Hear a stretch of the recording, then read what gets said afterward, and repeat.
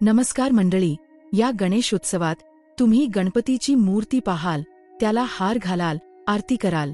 पण एक प्रश्न कधी मनात आला आहे का गणेशाचं डोकं हत्तीचं आहे? आणि सर्वात महत्त्वाचं, शिवाने असा विचित्र आदेश का दिला? पहिल्यांदा दिसेल त्या प्राण्याचं मस्तक आणा, पण तो प्राणी उत्तर दिशेला झोपलेला असावा. हे फक्त एक गोष्ट नाही, या मागे दडलंय असं रहस्य जे तुमचं जीवन बदलू शकतं. चला जाणून घेऊ ते रहस्य. हिमालयाचं सौंदर्य नजरेत सामावेल असं होतं.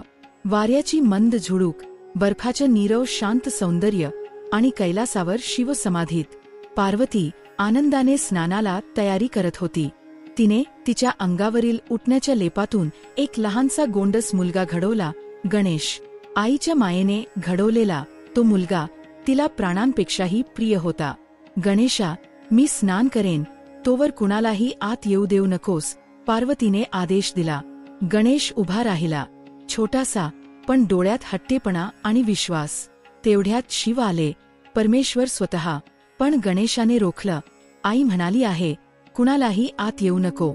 शिवांनी समजावलं, पण गणेश धिम्म हलला नाही. लहानशा देहात एवढं सामर्थ्य की महादेवालाही थांबवत होतं. त्या क्षणी भक्ती आणि आज्ञापालनाचं सर्वोच्च रूप दिसत होतं.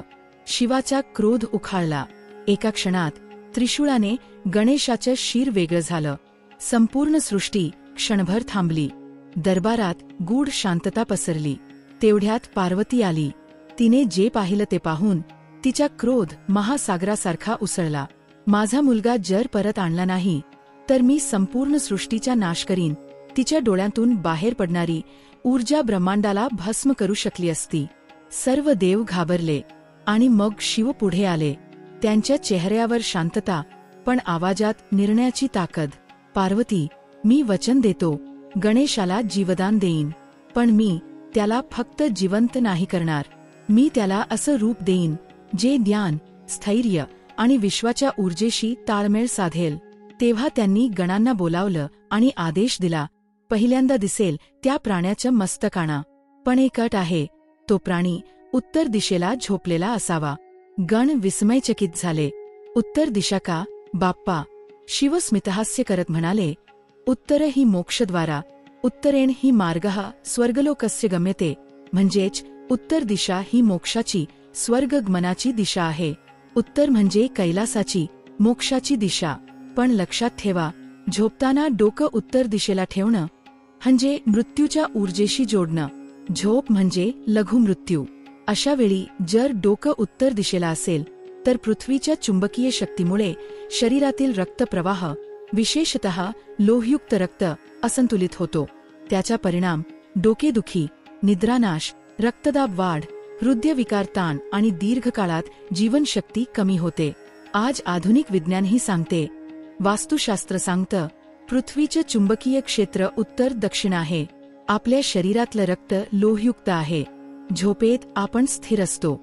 अशा वेळी चुंबकीय शक्तीमुळे मेंदूत सूक्ष्म रक्तदाब बदलतो.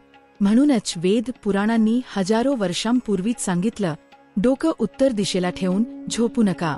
आणि यामागे कारण अंधश्रद्धा नाही, तर पृथ्वीचं वैज्ञानिक चुंबकीय क्षेत्र आहे. शिवाच्या शब्दांतून विज्ञान झरत होतं. झोपताना उत्तर दिशेला डोकं ठेवलं तर जीव घेणं असतं. म्हणून मी सांगतो, त्या प्राण्याचं मस्तक आणा जो उत्तर दिशेला झोपलेला आहे, कारण तो मृत्यूच्या ऊर्जेशी आधीच जोडला गेलाय. गण धावत जंगलात पोहोचले. दाट सावली, झाडांमधून येणारा प्रकाश, आणि अचानक त्यांना दिसला एक भव्य हत्ती. तो गाढ झोपलेला होता, डोकं उत्तरेकडे. त्याचा श्वास मंद, पण डोळ्यात शांतता, जणू निसर्गाशी एकरूप. आता आपण बघू गणेशाचा जन्म कसा झाला ते. गणांनी त्याचं मस्तक आणलं. कैलासावर शिवाने ते गणेशाच्या देहावर लावलं. मंत्रोच्चार, प्राणप्रतिष्ठेचा क्षण आला. गजानन भूत गणादी सेवित, कपित्थ जंबूखल चारुभक्षणम, उमासुत शोकविनाशकारक, नमामि विघ्नेश्वरपाद पंकजम. ह्याचा अर्थ असा होतो की हत्तीमुखी, गणांनी सेविलेला, ज्ञानमय, विघ्नांचा नाश करणारा पार्वतीचा पुत्र गणेश, त्याला मी वंदन करतो. आणि त्या क्षणी ब्रह्मांड आनंदात न्हालं. पार्वती हसली, शिव समाधानी, आणि गणेश झाला ज्ञान, स्थैर्य आणि प्राणशक्तीचं मूर्तिमंत प्रतीक. हत्ती म्हणजे बुद्धी, स्मरणशक्ती आणि स्थैर्याचे प्रतीक.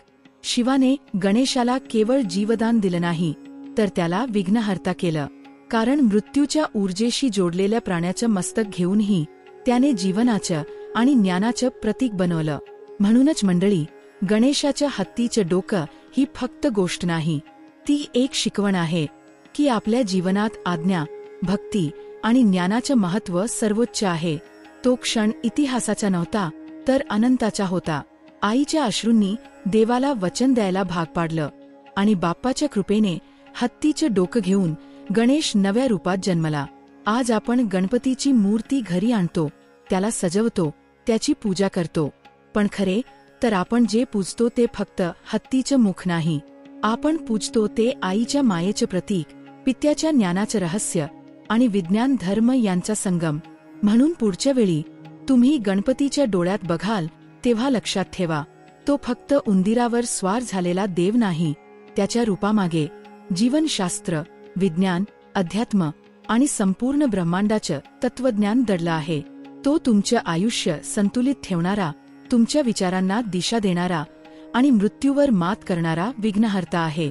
गणेशोत्सव हा फक्त सण नाही, तो आईच्या प्रेमाची, पित्याच्या ज्ञानाची आणि मानवजातीस दिलेल्या दिव्य शिकवणीची आठवण आहे. गणपती बाप्पा मोरया. माहिती आवडली असेल तर व्हिडिओला लाईक, शेअर आणि सबस्क्राईब करायला विसरू नका. धन्यवाद.